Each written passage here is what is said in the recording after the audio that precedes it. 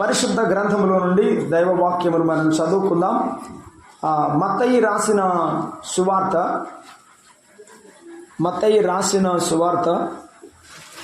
1వ అధ్యాయము 20వ వచనము నుండి 23 వరకు మనము చదువుకుందాం.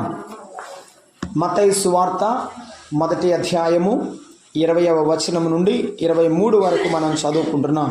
అతడు ఈ సంగతులను ఆలోచించుకొనుచుండగా ఇదిగో ప్రభువు దూత స్వప్నమందు అతనికి ప్రత్యక్షమై, దావీదు కుమారుడైన యోసేపు, నీ భార్య అయిన మరియను చేర్చుకున్నటకు భయపడకుము. ఆమె గర్భము ధరించినది, పరిశుద్ధాత్మ వలన కలిగినది. ఆమె ఒక కుమారుని కనును, తన ప్రజలను వారి పాపము నుండి ఆయనే రక్షించును గనుక ఆయనకు యేసు అను పేరు పెట్టుదువనెను. ఇదిగో కన్యక గర్భవతి అయి కుమారుని కనును, ఆయనకు ఇమ్మానుయేలు అను పేరు పెట్టుదురు అని ప్రభువు తన ప్రవక్త ద్వారా పలికిన మాట నెరవేరునట్లు ఇదంతయు జరిగెను. ఇమ్మానుయేలును పేరునకు భాషాంతరమున దేవుడు మనకు తోడని అర్థము. దేవుడు మనకు తోడని అర్థము. లూకాసు వార్త 1వ అధ్యాయము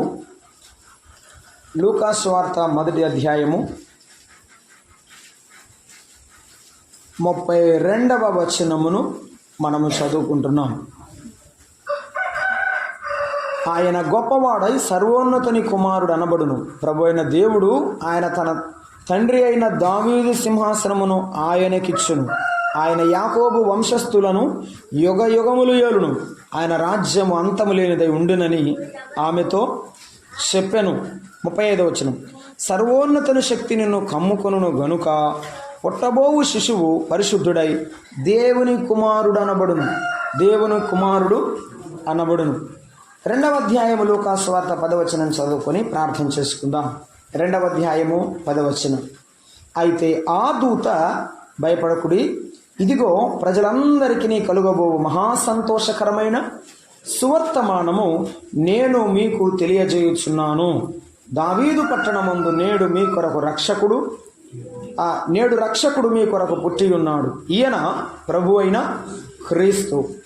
క్రీస్తు. చదవబడిన వాక్య భాగమును దేవుడు దీవించినట్లు చిన్న ప్రార్థన చేసుకొని దేవుని వాక్యమును మనము ధ్యానం చేద్దాం.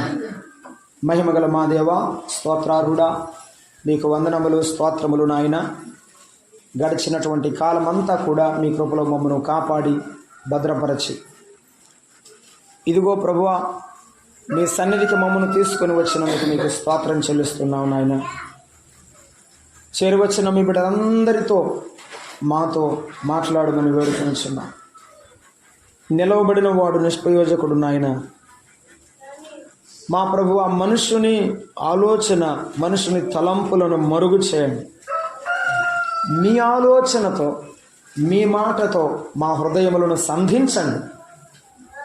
మాతో మాట్లాడమని మీరు మాట్లాడుతుండగా మీ గొప్ప నూతన కార్యము ప్రతి బిడ్డ హృదయములో జరిగించమని యేసు ప్రభు వారి శ్రేష్టమైన నామమున ప్రార్థన చేసి వేడుకుంటున్నాము తండ్రి, ఆమేన్. దేవుని యందు ప్రియమైన సోదరులారా, సోదరులారా, లూకాసు వార్తలో 1వ అధ్యాయము 20 నుండి 23 వచనాల్లో ఒక భాగాన్ని, లూకాసు వార్తలో 1వ అధ్యాయం 30 నుండి 35 వచనాల్లో ఉన్న ఒక భాగాన్ని, లూకాసు వార్త 2వ అధ్యాయం 10వ వచనంలో మరొక భాగాన్ని, మనము 3 భాగాలను, 3 సందర్భాలను మనం చదువుకున్నాం. ఈ 3 సందర్భాల్లో సారాంశం ఒక్కటే, కానీ యేసు ప్రభువును గురించి పలు విధాలుగా ప్రస్తావించబడింది. మొదటి అధ్యాయము మత్తయి సువార్తలో 20-23 వచనాల వరకు యోసేపుకు దూత ద్వారా దేవుడిచ్చిన వర్తమానం.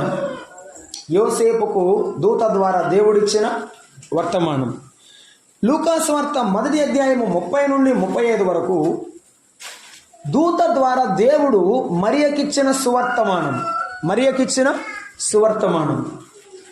గబ్రియేలు దూత తల్లి అయిన మరియతో మాట్లాడిన వర్తమానాన్ని మనం చదువుకున్నాం. ఆఖరిగా మనము 2వ అధ్యాయం లూకాసు వార్త 10లో సర్వలోకములో ఉన్న ప్రజలందరికీ దూత ద్వారా దేవుడిచ్చిన వర్తమానం.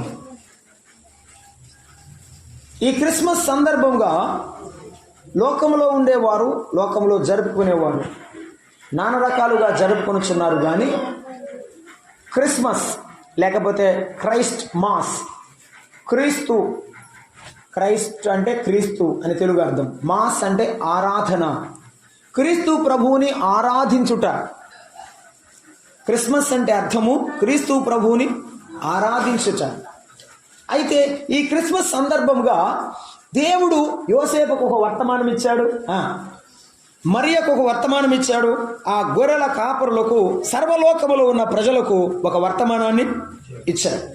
ఈ మధ్యాహ్న సమయంలో దేవుడు నీకు నాకు ఏ వర్తమానం అవసరమో దానితో ఆయన మాట్లాడినట్టుగా మనము చెవియొగ్గి ఆలకించుదాం. దేవుడు మనకు ఏమి మాట్లాడాలనుకుంటున్నాడో ఆయనకు కొంత సమయము మీ చెవిని ఇవ్వడం ద్వారా ప్రభు యొక్క వాక్యము చేత మీ మనసులో నింపబడతాయని ప్రభు పేరట తెలియపరుస్తున్నాను. మత్తయి సువార్త 1వ అధ్యాయంలో 20 నుండి 23 వచనాల్లో మనం అంతా భాగము చదువుకుంటే అక్కడ యోసేపుతో చెప్తూ ప్రభువు చెప్పాడు దూత ద్వారా. ఏమనంటే యేసు ప్రభు వారికి ఒక పేరు పెట్టారు అక్కడ. ఆమె ఒక కుమారుని కనును, తన ప్రజలను వారి పాపమును ఆయనే రక్షించును గనుక ఆయనకు యేసు అను పేరు పెట్టరు. యేసు అనగా రక్షకుడు అని అర్థం. యేసు ప్రభు ఎవరంటే రక్షకుడు. యేసు ప్రభు ఎవరంటే రక్షకుడు. మరొక మాట చెప్పాడు 23వ వచనం, ప్రవక్త ద్వారా పలికిన మాట నెరవేరినట్లు ఇదంతా జరిగెను. ఇమ్మానుయేలును పేరునకు భాషాంతరమున దేవుడు మనకు తోడని అర్థం. యేసు ప్రభువుకు మరి ఒక పేరు ఏమిటంటే ఇమ్మానుయేలు, దేవుడు మనకు తోడు. ఆయన మనకు రక్షకుడు, ఆయన మనకు రక్షకుడు, ఆయన మనకు తోడు, ఆయన మనకు తోడు, ఆయన మనకు తోడు. ఆ మాటను చెప్పాడు. ఎవరితో చెప్పాడు? ఆనాడు యోసేపుతో చెప్పాడు. మరియ భర్త అయిన యోసేపుతో చెప్పిన వర్తమానం అలా ఉంచండి. లూకాసు వార్త 1వ అధ్యాయము మరియ తల్లి అయిన మరియతో చెప్పిన వర్తమానంలో, ఆ వర్తమానంలో ఏమని చెప్పాడు అంటే 32వ వచనం చదువుకున్నాం కదా. ఏమని? ఆయన గొప్పవాడై సర్వోన్నతుని కుమారుడు అనబడును, ప్రభు అయిన దేవుడు ఆయన తండ్రి అయిన దావీదు సింహాసనమును ఆయనకిచ్చును, ఆయన రాజ్యము అంతము లేనిదై ఉండును, యాకోబు వంశస్థులు యుగయుగములు ఆయన పరిపాలన చేస్తాడని చెప్పాడు. రాజ్యం ఉన్నవారు ఎవరు? పరిపాలన చేసేవారు ఎవరంటే, పరిపాలన చేసేది ఎవరు? రాజులు. ఆయన రాజ్యము అన్నాడు కదా, ఆయన రాజ్యం అన్నాడు. ఆయన యేసు ప్రభు ఎవరంటే రాజు అని చెప్తున్నాడు. మరియమ్మతో ఏం చెప్తున్నాడు? ఆయన రాజు అని చెప్పాడు.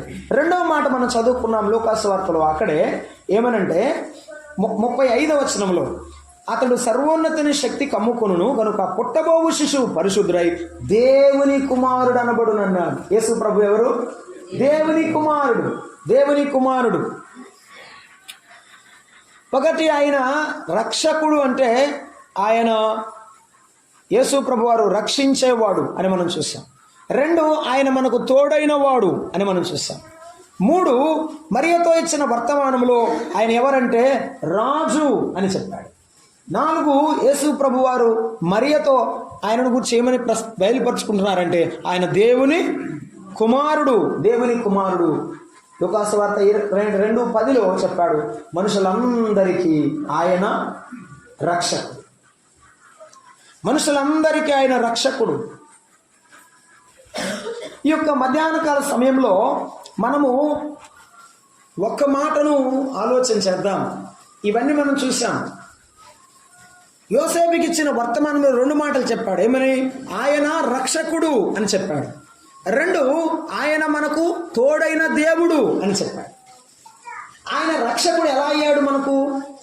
ఎందుకు యేసు ప్రభు వారు రక్షకుడు అయ్యాడు అంటే 1:21లో మళ్ళా చదువుకుందాం. ఆమె ఒక కుమారుని కనును, తన ప్రజలను వారి పాపముల నుండి ఆయనే రక్షించి. ఎవరు వారు? ఈ భూలోకంలో ఉన్న మానవులందరూ ఎవరు అంటే ఆయన ప్రజలు. భూలోకంలో ఉన్న మానవులందరూ, ప్రతి మనిషి కూడా ఈ జాతితో, ఆ దేశముతో, ప్రాంతముతో సంబంధం లేకుండా మానవ జాతి అంతా ఆయన బిడ్డలే. 100వ కీర్తన మనం చదువుతాం. ఆయనే మనలను పుట్టించెను. మనము ఆయన వారం, మనము ఆయన వారం, ఆయన బిడ్డలం కనుక ఆయన మనలను రక్షించడానికి వచ్చిన రక్షకుడు. ఎలాగో రక్షించడానికి వచ్చాడు? పాపము నుండి, అక్కడే రాశాడు, పాపము నుండి ఆయనే రక్షించున్నాడు. పాపము నుండి రక్షించడానికి వచ్చినాడు, పాపము నుండి రక్షించడానికి వచ్చాడు. రక్షించడం ఎలాగో చెప్తున్నాడు. బైబిల్లో 2-3 మాటలు మనం చూద్దాం. చూడండి, లూకాసు వార్త 9వ అధ్యాయము 10వ వచనం. లూకాసు వార్త 19వ అధ్యాయము 10వ వచనాన్ని మనము చదువుకుంటున్నాం. అక్కడ మన బ్రదర్ జక్కయ్య ఉన్నారు. లూకాసు వార్త 19వ అధ్యాయం 10వ వచనాన్ని మనం చదువుకుంటున్నాం. నశించిన దానిని వెదకి రక్షించుటకు మనుష్య కుమారుడు వచ్చెను. మానవుడు నశించిపోవచ్చున్నాడు అని బైబిల్ చెప్తున్నది. ఎందుకలా? ఆయన పాపములను రక్షించాలంటే పాపం ఎంత భయంకరమైనది, పాపము ఎంత విచిత్రమైనది, ఎంత ఘోరమైనదో తెలియచేస్తుంది దైవవాక్యం. నశించిన దానిని వెదకి రక్షించడానికి వచ్చిన రక్షకుడు ఈయన. నశించిన దానిని వెదకి రక్షించడానికి వచ్చిన వాడు యేసుక్రీస్తు ప్రభువారు. యేసు ప్రభువారు ఒక ఉపమానం చెప్పేటప్పుడు చెప్పాడు. ఒకనికి 100 గొర్రెలు ఉన్నాయి. 100 గొర్రెల్లో ఒకటి తప్పిపోయింది. ఆ తప్పిపోయినప్పుడు ఆ యజమానుడు అడవికి వెళ్ళాడు. అడవికి వెళ్ళి ఎదుగుతా ఉంటే, ఏందయ్యా వెతుకుతున్నావు? అయ్యా, నాకు 100 గొర్రెలు ఉన్నాయి, 99 అక్కడ విడిచిపెట్టాను, ఒక గొర్రె కోసం వెతుకుతున్నాను. అరే, 99 ఉన్నాయి కదా, ఒకటిదేమో పో, ఏదైనా జంతువులు వస్తే చచ్చిపోతావు, నా గొర్రె నేను విడిచిపెట్టను. యేసు ప్రభువారు ఆ ఒక్క గొర్రె కొరకే వెతుక్కుంటా ఆ యజమానుడు వెళ్ళినట్టు పరలోకము నుండి ఆయన మనల్ని వెతుక్కుంటూ ఈ లోకానికి వచ్చాడు. మనం అందరము గొర్రెల వలె త్రోవ తప్పిపోతిమి, మనలో ప్రతివాడు తనకిష్టమైన త్రోవకు తొలగను అని యెషయా గ్రంథం 53వ అధ్యాయం 6వ వచనంలో చెప్పాడు. మానవులందరూ గొర్రెల వలె త్రోవ తప్పిపోయినప్పుడు అలాగూ త్రోవ తొలగి, ఇదిగో ఆ గొర్రె ఎలాగూ ముండ్లలో ఇరుక్కుపోయి ఇక చనిపోవడానికి సిద్ధమైందో, ఆ రీతిగా మానవుడు పాపములో పడిపోయి, అపరాధములో పడిపోయి, ఆరోగ్యాన్ని, అవమానాన్ని, సమస్త విధమైనటువంటి దుష్టత్వాన్ని తన చుట్టూ పెట్టుకొని పాడైపోయే స్థితిలో ఉన్నాడు, నాశనమయ్యే స్థితిలో ఉన్నాడు. ఈ మానవుని ప్రేమించిన దేవుడు లోకములోనికి వచ్చాడు. యేసుక్రీస్తు ప్రభు రక్షకుడు అంటే ఆయన మామూలు రక్షకుడు కాదు, నశించిన దాన్ని రక్షించడానికి వచ్చిన వాడు ఆయన. ఈ లోకంలో నశించిన వారిని పట్టించుకునేవారు ఉండరు, పాడైపోయిన వారిని పట్టించుకునేవారు ఉండరు. కానీ అదే లోకంలోనికి ఆయన మానవుడిగా దిగి వచ్చింది. ఎందుకంటే నశించిన వారిని రక్షించడానికి. 2వ మాట మనం చదువుకుంటున్నాం. యోహాను సువార్త 4వ అధ్యాయము 42వ వచనం చదువుతారా? యోహాను సువార్త 4వ అధ్యాయము 42వ వచనం. 4:42లో మనం ఇలాగూ చదువుకుంటున్నాం. మా మట్టుకు మేము విని ఈయన నిజముగా లోక రక్షకుడని తెలుసుకొని నమ్ముచున్నాము అన్నారు. వారెవరంటే సమరయులు, సుఖారని ఊరిలో నివసిస్తున్న ప్రజలు. అక్కడ ఒక సహోదరి ఉన్నది. ఆమె తన జీవితంలో రహస్యమైన జీవితాన్ని కలిగి ఉన్నది.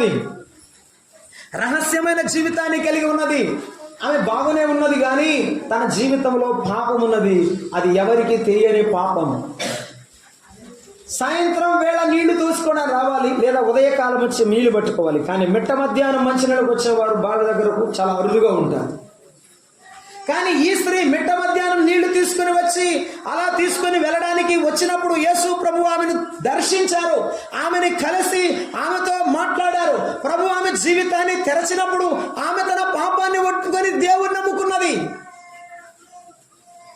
రహస్య జీవితమును కలిగిన వారిని కూడా ఆయన పిలుస్తున్నారు. జీవితము అయిపోయి చివరిలో ఉండి నశించిపోవచ్చున్న వారిని ఆయన పిలుస్తున్నాడు. నేను బాగునే ఉన్నాను అనుకుంటూ కూడా తన జీవితంలో పొరపాటు మార్గములో, తప్పు మార్గములో ఉన్న ఆ స్త్రీని కూడా దర్శించిన వాడు యేసు ప్రభు. అందుకని బైబిల్ గ్రంథం ఇలా సెలవిస్తున్నది. 1 తిమోతి పత్రిక మొదటి అధ్యాయము 15వ వచనంలో బైబిల్ గ్రంథంలో ఇలాగ రాయబడి ఉన్నది. అది ఏమిటంటే దైవవాక్యంలో ఇలాగ ఉన్నది, పాపులను రక్షించుటకు క్రీస్తు యేసు లోకమునకు వచ్చెను. ఈ వాక్యము నమ్మదగినది, పూర్ణ అంగీకారమునకు యోగ్యమైనది. Anybody can accept. ఈ రోజు దేవుని వాక్యాన్ని నీవు ఆలకిస్తున్నావు, ఇది వాక్యము నమ్మదగినది. ఈ వాక్యము ద్వారా దేవుడు నీతో మాట్లాడుతున్నాడు. నశించిపోతున్న మానవ జాతిని రక్షించడానికి వచ్చిన దేవుడు, పాపములో ఇరుక్కుపోయిన వారిని రక్షించడానికి వచ్చిన దేవుడు.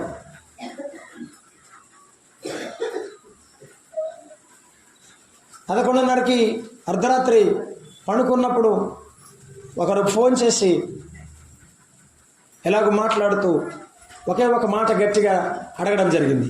అన్నా, నేను ఇప్పుడు మురికిలో ఊబిలో ఇరుక్కున్నాను, కైండ్లీ ప్రే ఫర్ మీ. నా కోసం ప్రార్థన చేయండి. నేను ఇప్పుడు ఏం చేయాలో నాకు అర్థం కావడం లేదు. నేను ఇదిగో ఈ సమస్యలను బట్టి, నాకున్న ఈ కష్టాన్ని బట్టి, నేను చేసిన తప్పిదాలను బట్టి, నాకు వచ్చిన ఈ నష్టాన్ని బట్టి నేను బ్రతకాలనుకోవడం లేదు. ఇప్పుడు నేను రైల్వే ట్రాక్ మీద నడుస్తున్నాను అన్నాడు. నాకు చాలా కోపం వచ్చింది. నీకేమన్నా పిచ్చి పెట్టిందా? నువ్వు ఆ రైల్వే ట్రాక్ దిగి బయటికి రావాలి. దాదాపు అది ఒక 1/2 కిలోమీటర్ పైనే ఉంటుందట్టుకుంటా కడవ కుదురు రైల్వే ట్రాక్. నువ్వు ముందు బయటకు వచ్చితే నేను నీకోసం ప్రార్థన చేస్తాను, అప్పటిదాకా ప్రార్థన చేయనని చెప్పాను.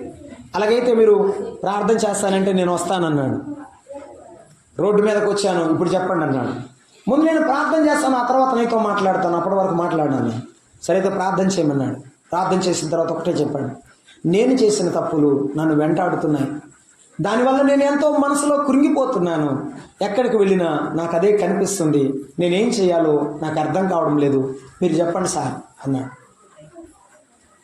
ఈ మధ్యాహ్న సమయంలో యేసుక్రీస్తు ప్రభువారి యొక్క పుట్టుక, యేసు ప్రభువారి యొక్క పుట్టుక ఒక వర్తమానం. ఎందుకంటే నశించిన వారిని రక్షించడానికి, నెమ్మది లేని వారికి నెమ్మది ఇవ్వడానికి, సమాధానం లేని వారికి సమాధానం ఇవ్వడానికి.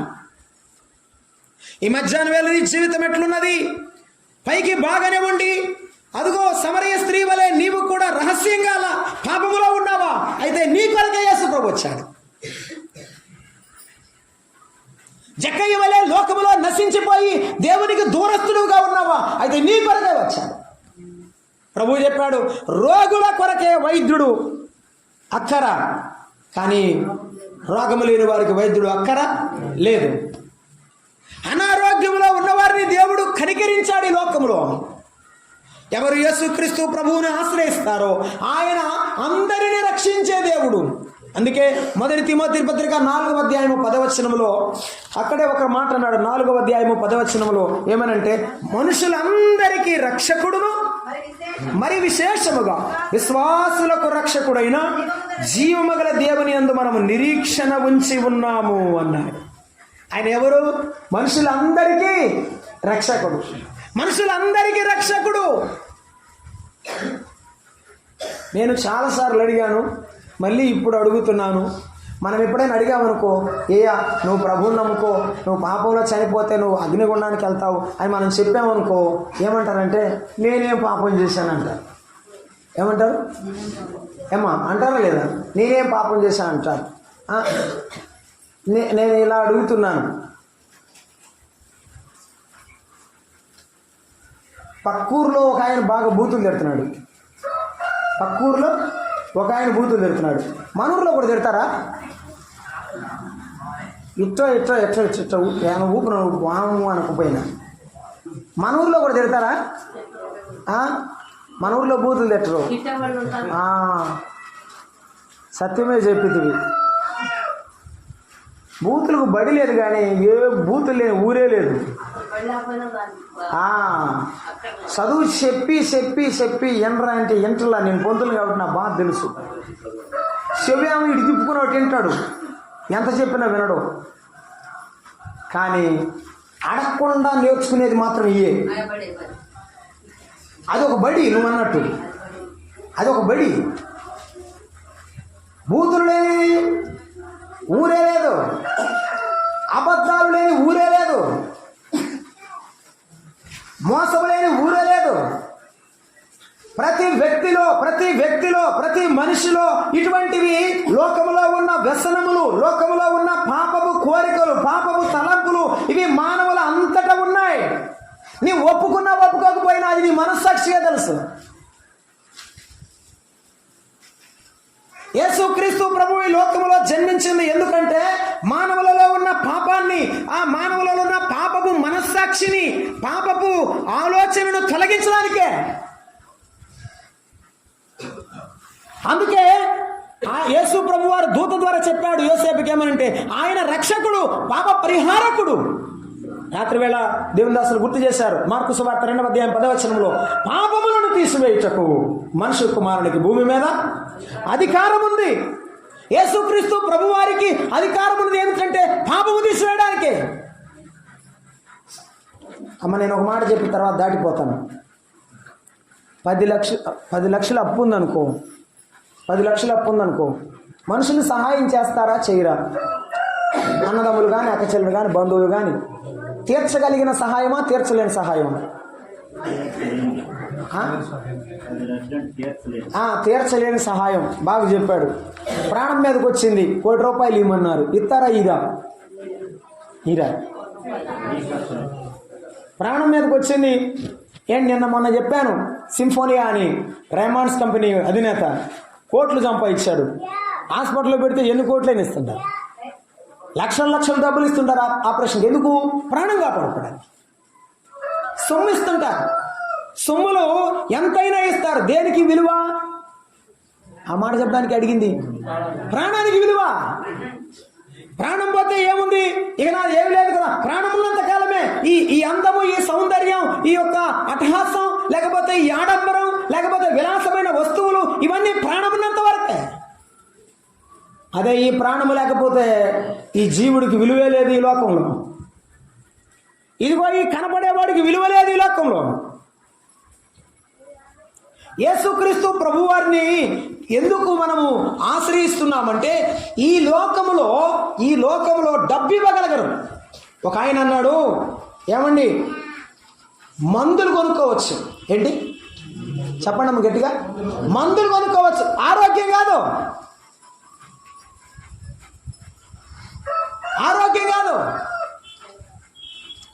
సొమ్ములు కొనుక్కొని పెట్టుకోవచ్చు, సంతోషం కాదు.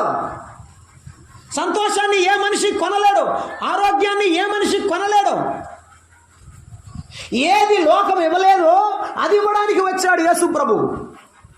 లోకములో ఏమున్నదంటే అశాంతి, అసమాధానం, సంతోషం లేని జీవితం. మానవ జీవితం నిండా అలుముకున్నది. ఇది ఎవరూ తీసివేయలేని పరిస్థితి అయింది. అందువల్ల మానవ జాతిని రక్షించడానికి మనుషులందరి కొరకు ఆయన రక్షకుడుగా దిగివచ్చాడు. ఎలాగో దిగివచ్చాడంటే ఫిలిప్పీ పత్రిక 2వ అధ్యాయంలో 6వ వచనంలో చెప్పాడు, ఆయన దేవుని స్వరూపము కలవాడయుండి దేవునితో సమానముగా ఉండుట విడిచిపెట్టకూడని భాగ్యమని ఎంచుకొనలేదు గాని మనుషుల పోలికగా పుట్టి దాసుని స్వరూపమును ధరించుకొని తన్ను తానే రిక్తుడుగా చేసుకున్నాడు. ఆయన మనుషుని పోలికగా పుట్టాడు. ఏమంటే దేవుడు మానవుడు కాదు. మానవ హృదయంలో ఉన్న పాపాన్ని తొలగించడానికి దేవుడు అవసరమైనాడు. ఎందుకంటే ఏ మానవుడు తీసివేయలేడు. ఇర్మియా భక్తుడు చెప్పాడు ఏమనంటే, హృదయము మోసకరమైనది, అది ఘోరమైన వ్యాధి కలది. అది తల్లిదండ్రులనైనా, అన్నదమ్ములనైనా, అక్క చెల్లెడనైనా, భార్యనైనా, భర్తనైనా, ఇంకెవరినైనా మోసం చేస్తుంది. దానికి ఏమి భేదం లేదు. మానవ హృదయం ఎంత మోసకరమైనది. అయ్యో ప్రియమైన వారలారా, దేవుని వాక్యం వింటున్న వారలారా, ఈ మోసకరమైన మనసు నుండి, ఈ మోసకరమైన ఆలోచన నుండి, ఈ పాపం నుండి విడిపించడానికి యేసయ్య పుట్టాడు. ఎలాగ పుట్టాడంటే ఆయన కూడా దేవుడు మానవుడయ్యేస్తే తప్ప మానవుడికి సహాయం చేయడం కష్టం. ఎందుకంటే ఆయన అగ్ని స్వరూపి, ఆయన ఆత్మస్వరూపి. మానవుల మధ్య జీవించడానికి ఒక మానవుడిగా రావాల్సి వచ్చింది. అదే ఆయన దేవుడిగా దిగి వస్తే ఏ మానవుడు భూమి మీద బ్రతకడు. అందుకే ఆయన మానవుడిగా దిగి వచ్చాడు, మానవుడిగా జన్మించవలసి వచ్చింది. అందుకే అంటున్నాడు, ఆయన దేవునితో సమానముగా ఉండుట విడిచిపెట్టకూడని భాగ్యమని ఎంచుకొనలేదు కానీ మనుషుల పోలికగా. గుర్తుంచుకుందాం, పోలికే మనుషుంది కానీ ఆయన మనిషి కాడు. అర్థం చేసుకుందాం, పోలికే మనుషుల్ది కానీ ఆయన మనిషి కాడు. ఆయన మనుషుల పోలికగా పుట్టిన ఆయన వస్త్రపు చెంగులో స్వస్థతనిచ్చాడు, తన నోటి ఉమ్మిలో స్వస్థతనిచ్చాడు. ఆయనను తాకిన వారు స్వస్థపడ్డారు, ఆయన మాట విన్నవారు స్వస్థపడ్డారు. ఆయనలో అద్భుతమైన ఆశ్చర్యకరమైన శక్తి ఉంటుంది. ఆయన అనంత జ్ఞాని, అనంత శక్తి సంపూర్ణుడు. అందుకే యేసు ప్రభువారు ఆ యొక్క మహిమను విడిచిపెట్టి మానవుడుగా ఈ లోకంలోనికి జన్మించాడు. సరే, మానవుడిగా జన్మించడం కాదు, రిక్తుడుగా అని చెప్పాడు. ఎలాగ జన్మించాడు ఆయన? రిక్తుడు అంటే ఏమీ లేనివాడుగా మనందరి మధ్య ఆయన ఒక్కడిగా బ్రతకడానికి ఈ లోకంలో మనకంటే ముందుగా 33.5 ఏండ్లు జన్మించి జీవించాడు. ఆయన మన కొరకు జన్మించి జీవించిన దేవుడు. మనందరి పాపము నిమిత్తమై ఆయన మన స్థానములో ఆయన ఇలాగున నిలబడిన వాడు. ఏ దోషము ఎరుగని ప్రభువు మన దోషము యొక్క స్థానంలో నిలవబడ్డాడు. మన దోషము నాకు రావాల్సిన శిక్షను భరించడానికి ఆయన నిలవబడ్డాడు. ఆ యేసు ప్రభువారు శిరస్సు వంచుకొని ఆ సైనికుల ఎదుట, ప్రధాన యాజకుల ఎదుట, పెద్దల ఎదుట, అందరి ఎదుట అలాగే నిలబడిపోయి ఉన్నాడు. ప్రభువా, ఎందుకు నీవు నా కొరకు నిలవబడి ఉన్నావంటే నీ పాపాన్ని తీసివేయడానికే కుమారుడా, నిన్ను రక్షించడానికే నీలో ఉన్న చెడ్డ మనసును తీసివేసి, నీలో ఉన్న ఆ రాతి గుండెను తీసివేసి మాంసపు గుండెను నీకు కలిగించడానికి, నీ మెత్తనైన హృదయం అనే పలక మీద నా మాటలు రాయడానికి అని దేవుడు చెప్తున్నాడు. ఈ మధ్యాహ్న వేళ నీ మనసులో దేవుని మాటలు పడాలని ప్రభు మాట్లాడుతున్నాడు. నీ కొరకు ఆయన 2023 సంవత్సరాల క్రితమే మానవుడిగా జన్మించి నీ నా పాపము కొరకు ఆయన శిలువ మ్రానును తన భుజాన మోసుకుని వెళ్ళాడు.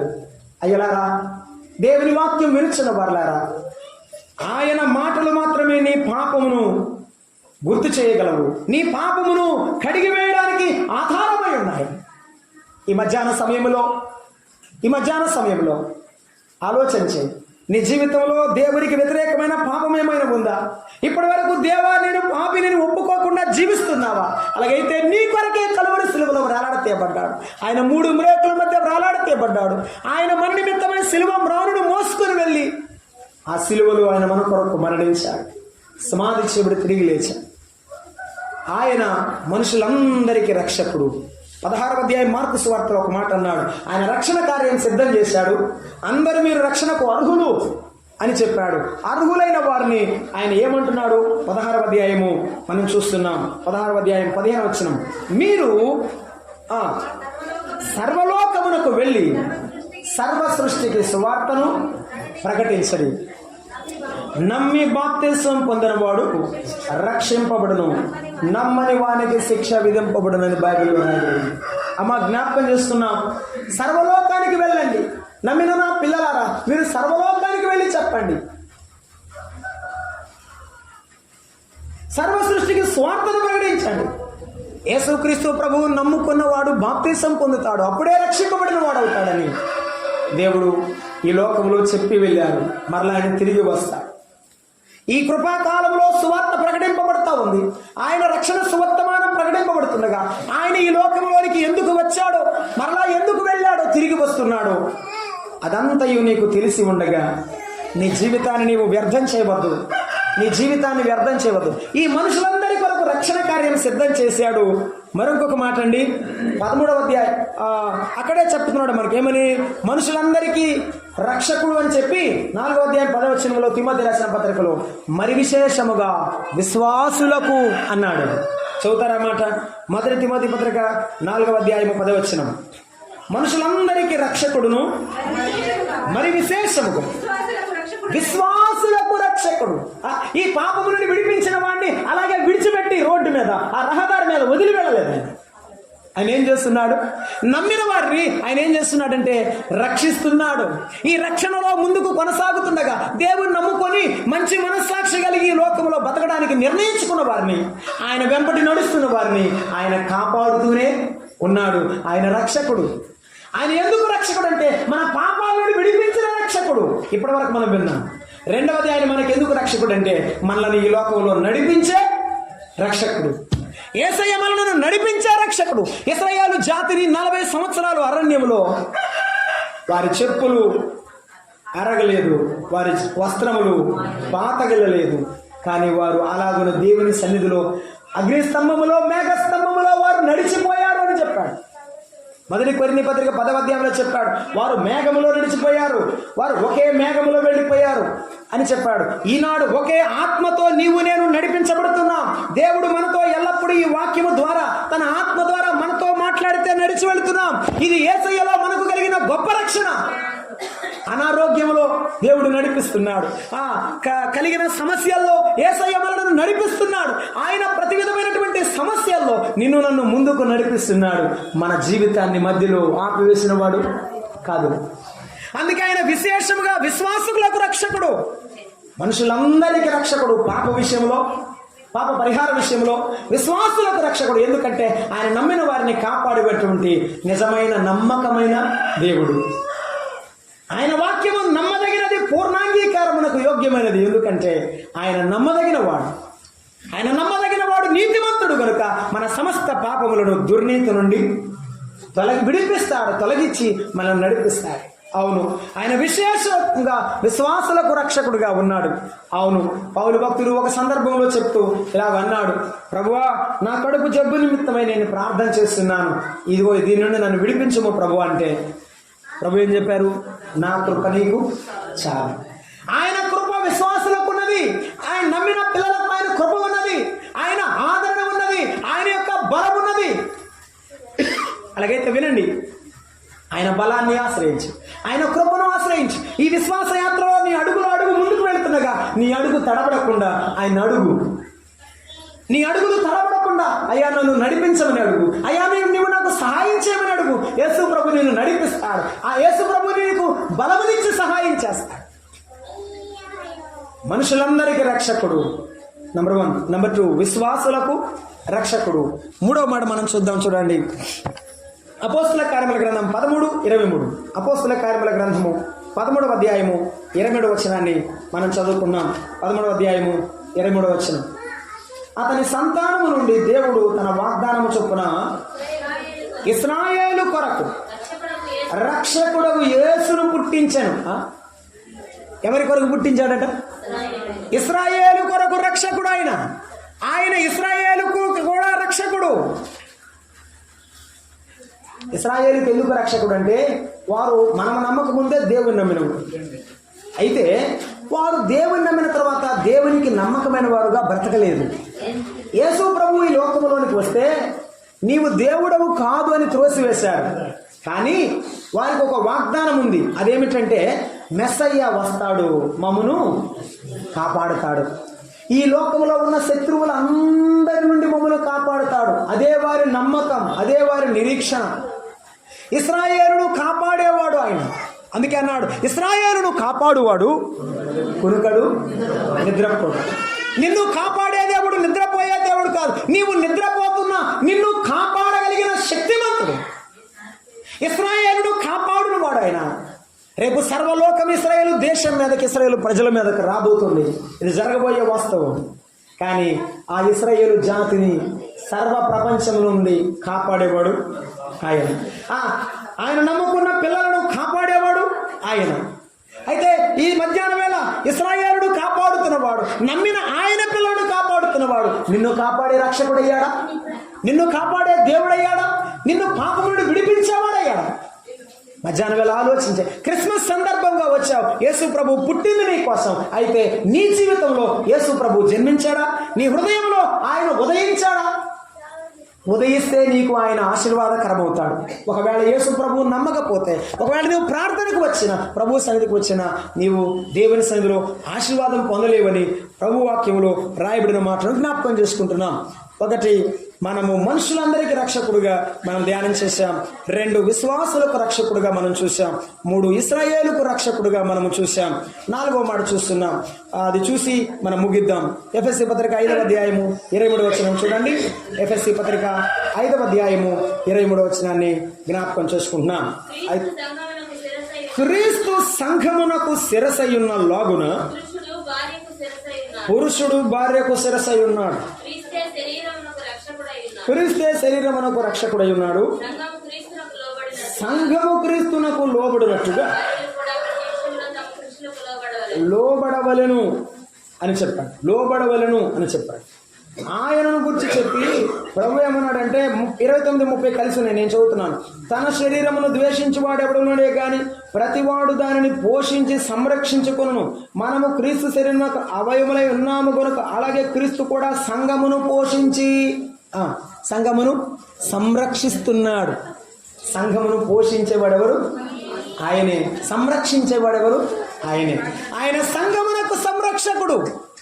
ఆయన సంఘమునకు సంరక్షకుడు. మానవ సంరక్షణలో లోపం ఉంటుంది. ఏదో ఒకటిలో ఎవరు పరిపూర్ణంగా ప్రేమించలేరు, పరిపూర్ణంగా చూడలేరు.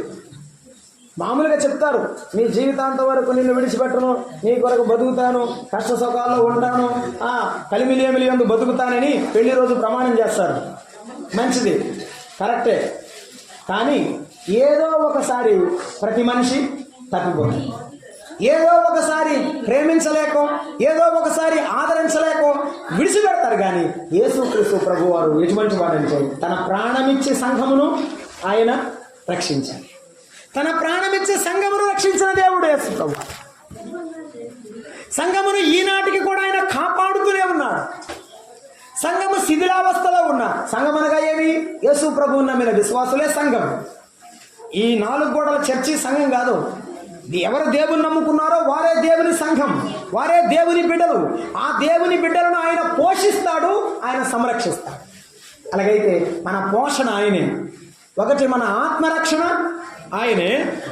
2 మన ప్రభువారు మనకు పోషకుడుగా ఉన్నాడు, మనకు సంరక్షకుడుగా ఉన్నాడు. ఇంగ్లీష్లో స్టీవార్డ్ అంటారు.